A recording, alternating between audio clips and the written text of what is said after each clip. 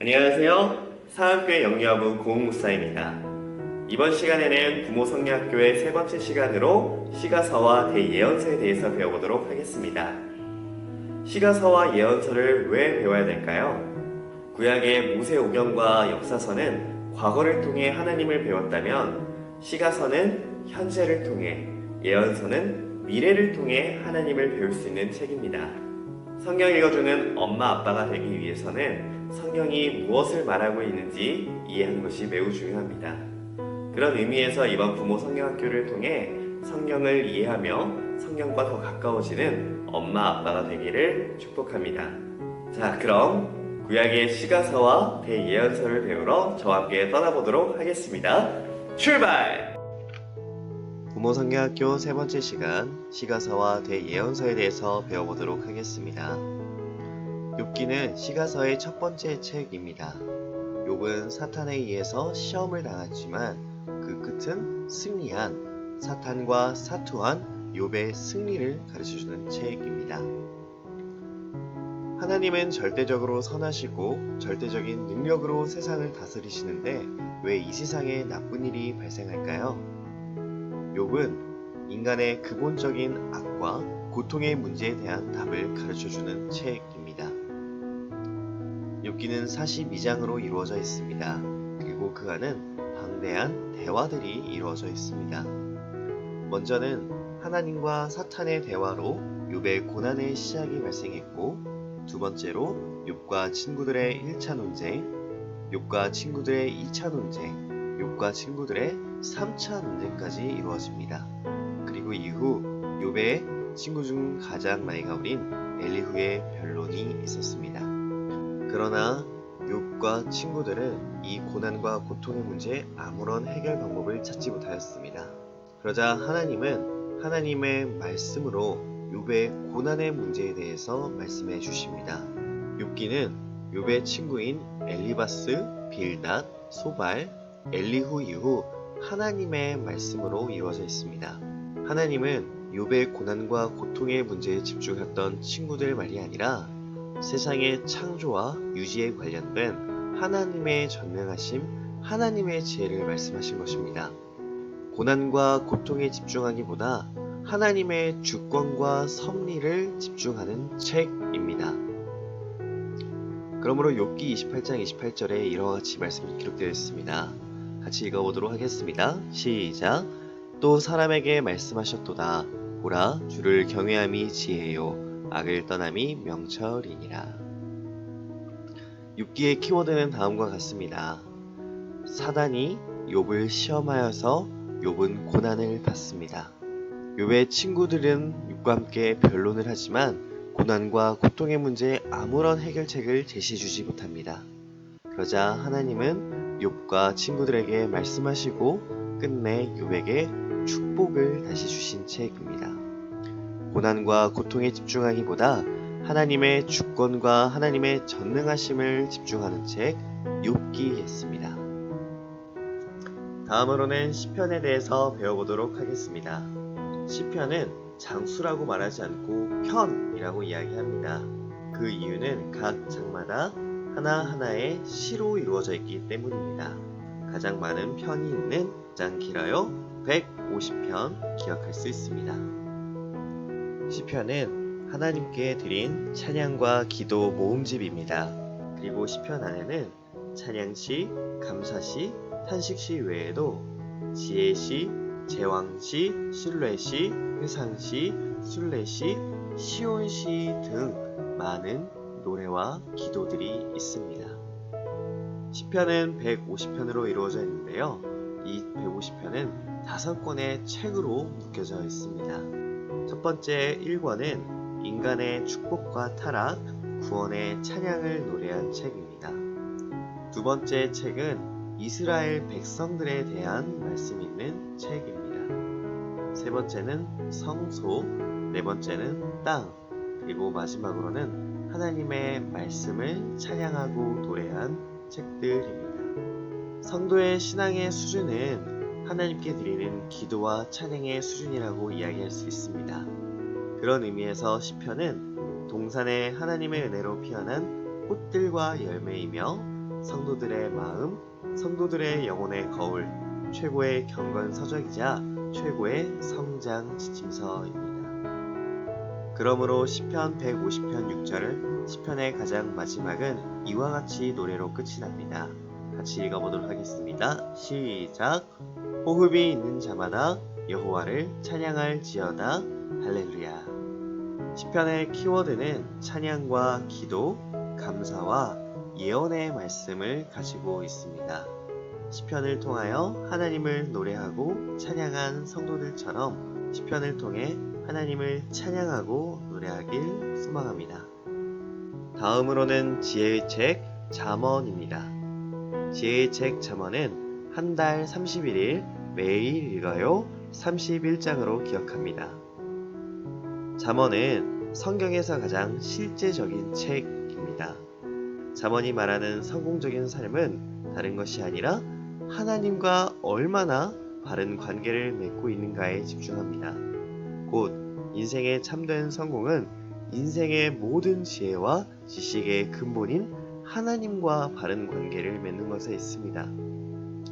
잠언은 31장으로 이루어져 있는데요. 솔로몬의 서문과 서론으로 잠언을 시작합니다. 그리고 솔로몬의 첫 번째 잠언 묶음인 10장에서 22장 16절까지, 그리고 솔로몬 이후 지혜자들의 잠언 묶음, 그리고 솔로몬의 두 번째 잠언 묶음을 이루어져 있습니다. 그리고 마지막으로 결론으로 아굴과 르무엘이 받은 지혜의 말씀이 있습니다. 하나님을 경외하는 지혜, 이것이야말로 부부관계, 부모자식관계, 친구관계, 원수와의 관계, 사업관계, 언어생활, 외모, 부와 가난의 문제와 술과 여자 문제까지 모든 인생을 망라하는 인생 지침서입니다. 그러므로 잠언이 가르쳐주고 있는 인생 최고의 지혜 잠언 1장 7절을 같이 읽어보도록 하겠습니다. 시작! 여호와를 경외하는 것이 지식의 근본이거늘 미련한 자는 지혜와 훈계를 멸시하느니라. 잠언의 키워드는 이와 같습니다. 우리가 방금 읽은 말씀처럼 여호와를 경외하는 것이 지혜이며 여호와를 아는 것이 명철이다 입니다. 이번 부모 성경학교를 통해 우리 모두가 여호와를 경외하고 여호와를 알아가는데 지혜와 명철이 생기길 소망합니다. 지혜의 책 잠언이었습니다. 다음으로는 전도서에 대해서 배워보도록 하겠습니다. 전도, 우리는 1년 12달 전도해야 되죠? 1년 12달 전도하세요 12장입니다. 전도서는 우리 인생의 의미가 무엇인가 가르쳐주는 책입니다. 인생의 참된 의미, 삶과 죽음의 영원한 수수께끼에 답을 주는 책이죠. 전도서가 가르쳐주는 인생의 참된 의미는 나를 창조하신 하나님을 통해서 내 인생에 대한 계획과 목적을 발견하는 것입니다. 전도서 12장은 다음과 같은 구조로 되어 있습니다. 이와 같은 구조는 우리가 맛있게 먹는 샌드위치와도 같습니다. 서론과 결론 사이에 인생 무상에 대한 시, 하나님 없이 인생의 의미를 발견할 수 없음, 시간에 대한 시, 그리고 가장 가운데에 하나님을 경외하라는 말씀을 주고 있습니다. 하나님을 경외하는 것만큼 중요한 것이 없음을 말하고 있습니다. 하나님 없이 삶의 의미를 찾는 것, 바람을 잡는 것과 같이 헛된 일이다. 하나님 안에서 인생의 의미를 발견하는 사람은 하나님을 경외하며 말씀에 순종하는 사람임을 가르쳐주는 책이 전도서입니다. 전도서 12장 13절과 14절을 같이 읽어보도록 하겠습니다. 시작! 이래 결국을 다 들었으니 하나님을 경외하고 그의 명령들을 지킬지어다. 이것이 모든 사람의 본분이니라. 하나님은 모든 행위와 모든 은밀한 일을 선악간에 심판하시리라. 아멘. 전도서의 키워드는 이와 같습니다. 우리의 인생 허무하지만 하나님을 경외하는 사람은 본분을 지키는 것입니다. 우리 인생의 참된 의미를 가르쳐주는 책 전도서였습니다. 다음 책은 아가서입니다. 아가야 팔베개 하고 자자. 아가야 팔베개 하고 자자 8장입니다. 사랑이란 무엇인가? 참 사랑이 어디에 있는지를 보여주는 책이 아가서입니다. 사랑에 빠진 한 쌍의 남녀가 등장하는 아가서는 남녀의 정당한 결혼 안에서 이루어지는 성이야말로 하나님의 선물임을 가르쳐주고 있습니다. 아가서는 총 8장으로 이루어져 있는데요. 아가서는 전도서와 마찬가지로 다음과 같은 구조를 가지고 있습니다. 결혼식 날을 중심으로 남녀 사이 상호 사랑과 갈망, 남자의 여자에 대한 초대, 여자가 남자를 찾는 모습을 보고 있습니다. 아가서는 결혼식을 가장 중심으로 두고 가장 아름다운 사랑을 이야기하고 있는 샌드위치 구조입니다. 아가서에 등장하는 사랑에 빠진 두 남녀는 누구인가요? 솔로몬과 술람미 여인입니다. 이는 하나님과 이스라엘 백성을 이야기하며 더 나아가서는 그리스도와 교회와의 사랑을 이야기하고 있는 책입니다. 예수님과 사랑에 빠진 사람은 사랑의 고백을 합니다. 아가서 8장 7절 같이 읽어보도록 하겠습니다. 시작! 많은 물도 이 사랑을 끄지 못하겠고 홍수라도 삼키지 못하나니 사람이 그의 온 가산을 다 주고 사랑과 바꾸려 할지라도 오히려 멸시를 받으리라. 아가서의 키워드는 다음과 같습니다. 솔로몬, 술람미, 사랑, 신랑 예수, 신부 성도, 사랑. 참 사랑을 노래하는 책 아가서였습니다. 다음으로는 예언서에 대해서 배워보도록 하겠습니다. 예언서는 대예언서와 소예언서가 있습니다. 그리고 그 기준은 분량에 있습니다. 곧 대예언서가 더 많은 분량을 가지고 있고 소예언서는 그에 비해 적습니다. 대예언서의 첫 번째 책 이사야는 마치 우리가 가지고 있는 구약 39권, 신약 27권, 총 66권의 성경과 닮았습니다. 그래서 성경 66권, 66장입니다. 이사야는 구약의 복음서이자 또 제5복음서라고 불리기도 합니다. 복음이란 무엇인가요? 이사야에서는 성전에서 본 하나님의 약속이며 실천하시는 하나님의 주권과 열심입니다. 곧 구약의 복음은 하나님께서 복음을 위해 열심히 일하시는 그의 주권을 보는 일입니다. 이사야는 66장인데요. 그 전반부는 남유다 왕국의 심판과 멸망을 말씀하고 또 후반부는 마치 신약과 같이 이스라엘의 구원과 회복에 대해서 이야기하고 있습니다. 이사야서를 통해서 우리는 이와 같은 주제들을 발견할 수 있습니다. 하나님의 주권을 보라, 하나님의 신실하심을 보라, 하나님의 열심을 보라, 하나님만 전적으로 신뢰하라. 이사야서의 중요 구절은 이사야서 12장 2절입니다. 함께 읽겠습니다. 시작! 보라, 하나님은 나의 구원이시라. 내가 신뢰하고 두려움이 없으리니 주 여호와는 나의 힘이시며 나의 노래시며 나의 구원이심이라. 이사야의 키워드는 다음과 같습니다. 이사야서의 구약의 앞부분은 책망과 심판에 대해서 이야기를 했다면 이사야서의 후반부는 회복과 구원을 말하고 있습니다. 회복과 구원을 이루시는 하나님의 복음 이사야서였습니다. 다음으로는 대예언서의 두 번째 책 예레미야입니다. 예레미야는 총 52장으로 이루어져 있는데요. 상한 얼굴을 오이 마사지했다 52장입니다. 왜 예레미야 선지자가 상한 얼굴을 하고 있을까요? 같이 배워보도록 하겠습니다. 예레미야의 별명은 눈물의 선지자입니다. 그는 예루살렘 멸망 이후까지 활동한 유다의 마지막 선지자였습니다. 그가 선포한 메시지는 유다가 언약을 어기고 하나님을 향한 반역의 길을 돌이키지 않는다면 바벨론에게 멸망당할 것임을 선포했습니다. 예레미야는 52장으로 이루어져 있는데요. 크게 세 부분으로 나눌 수 있습니다. 첫 번째로는 예레미야의 소명에 대해서 말하고 있습니다. 두 번째로는 예루살렘과 유다에 대한 구원의 메시지를 말씀하고 있고 또 마지막으로는 예루살렘 함락과 이방 나라들의 심판을 이야기하고 있는 것이 예레미야서입니다. 심판받아야 할 옛 시대와 구원받게 될 새 시대의 중간에 있었던 선지자, 죄를 심판하시는 하나님과 죄를 회개하지 않는 백성 사이의 중간에 있었던 선지자 예레미야입니다. 그는 고독과 눈물로 가득 찬 생애를 보낸 눈물의 선지자였습니다. 예레미야서 29장 10절 함께 읽어보도록 하겠습니다. 시작. 여호와께서 이와 같이 말씀하시니라. 바벨론에서 70년이 차면 내가 너희를 돌보고 나의 선한 말을 너희에게 성취하여 너희를 이곳으로 돌아오게 하리라. 예레미야의 키워드는 이와 같습니다.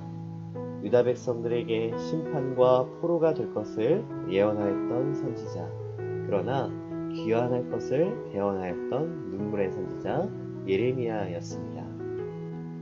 다음으로는 예레미야 애가입니다. 예레미야 애가는 오 예루살렘이여 5장입니다. 슬프다 이성이여 라고 시작하는 예레미야 애가는 예루살렘과 성전의 멸망, 슬픔의 노래이자 시입니다.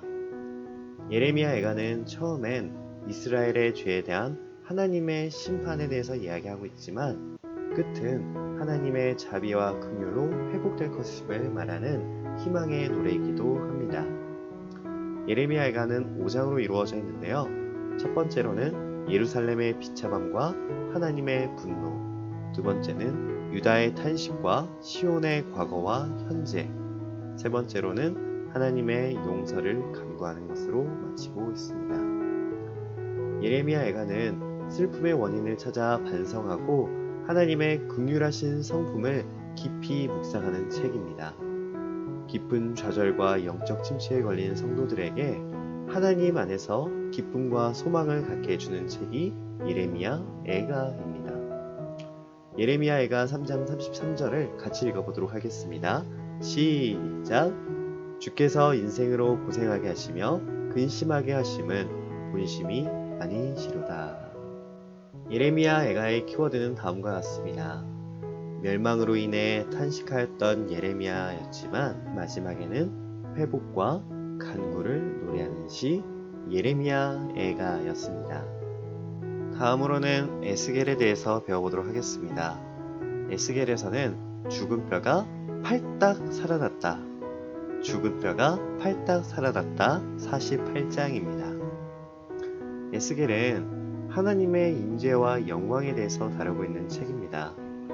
예루살렘에 대한 심판과 멸망의 메시지이지만 그 끝은 하나님의 백성의 회복을 예언하는 영광의 책입니다.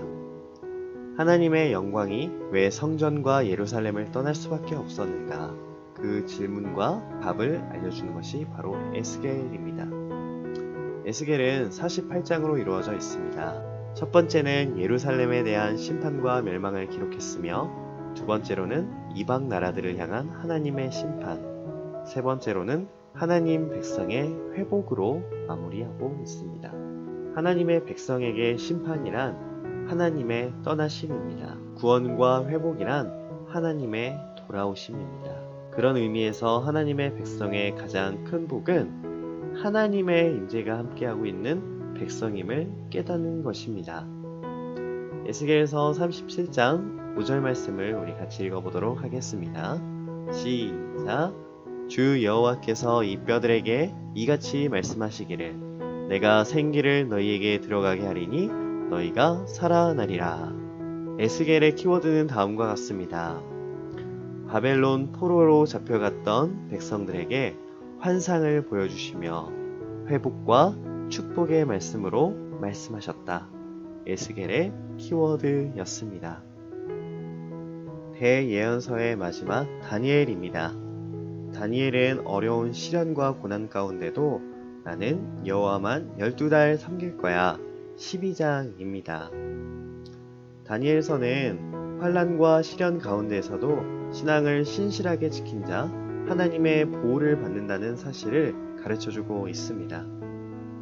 다니엘과 세 친구가 바벨론 왕궁에서 겪은 사건과 다니엘이 천사에게 받은 환상과 그 해석을 통하여 하나님의 보호, 하나님의 지켜주심을 알 수 있는 책입니다. 다니엘은 총 12장으로 이루어져 있습니다. 세 가지의 큰 기둥이 있는데요.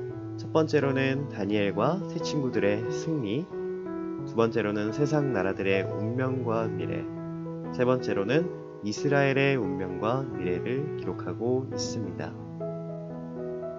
다니엘서와 요한계시록을 묵시문학이라고 합니다.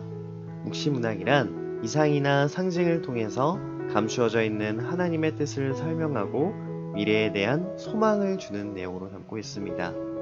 곧 다니엘과 요한계시록이 가지고 있는 공통적인 주제는 세상 모든 나라는 망하지만 하나님 나라는 영원할 것임을 가르쳐주는 책입니다. 다니엘서 2장 20절과 21절을 같이 읽어보도록 하겠습니다. 시작! 다니엘이 말하여 이르되 영원부터 영원까지 하나님의 이름을 찬송할 것은 지혜와 능력이 그에게 있음이로다. 그는 때와 계절을 바꾸시며 왕들을 패하시고 왕들을 세우시며 지혜자에게 지혜를 주시고 총명한 자에게 지식을 주시는도다. 아멘. 다니엘의 키워드는 다음과 같습니다. 바벨론에서 포로로 있었지만 승리하였던 다니엘과 세 친구. 하나님은 짐승과 환상들을 통하여 하나님의 나라가 승리하며 영원할 것임을 보여주는 책 다니엘이었습니다. 이것으로 시가서와 대예언서에 대해서 같이 배워봤습니다. 다음 시간에는 구약의 소예언서 함께 배워보도록 하겠습니다. 다음 시간에 만나요. 감사합니다.